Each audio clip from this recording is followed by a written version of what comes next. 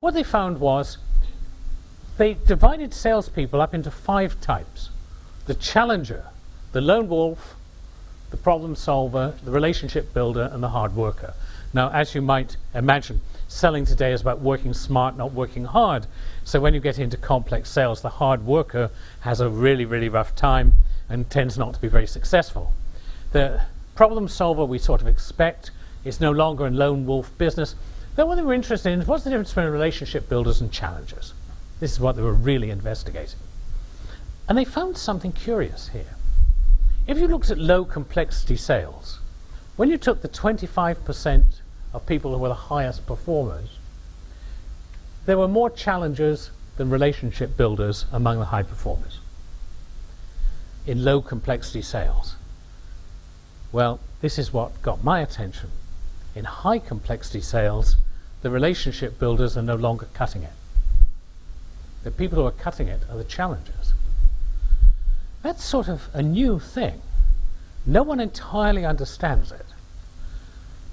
It's very interesting, but even if that research is somewhat iffy, that's such a huge difference that probably there's a pony in there.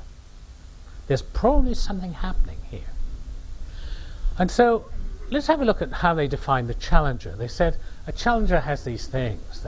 They're creative. They have unique, fairly strong views on things.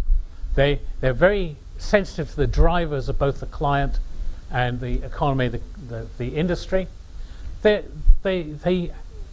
comfortable talking about money. It doesn't worry them at all. They've got good communication skills, and they're prepared to push and pressure clients. Now, this is starting to look very different from the kinds of models that, say, I was researching 20 years ago, where you found people who pressured their client lost out as a result.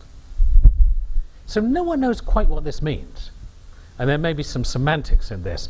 But I do think that this is raising some interesting new thoughts and concepts about, are we challenging enough in the way in which we operate? Now, why is this challenge thing probably important?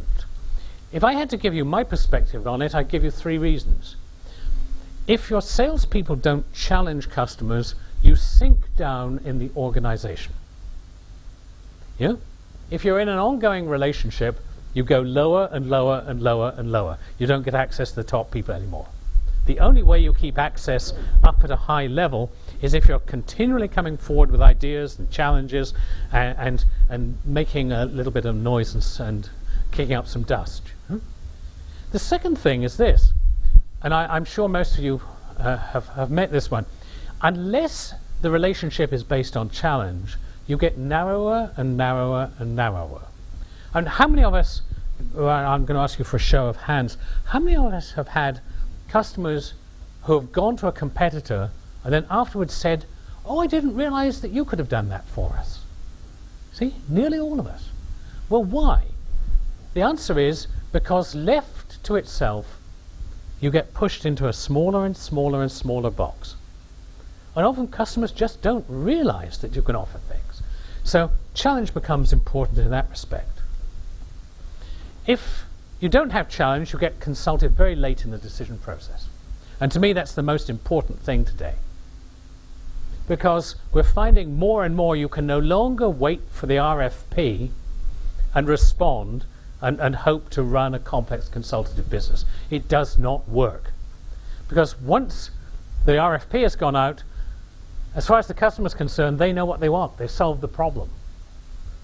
Your capacity to create value and to influence things comes before the RFP. By the time it's gone out, someone else has largely written it.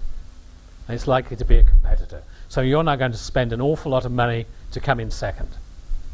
So what challenge does, if you're continually challenging a customer, then they're likely to talk to you about new things in the early stages. And you will be the one who gets in.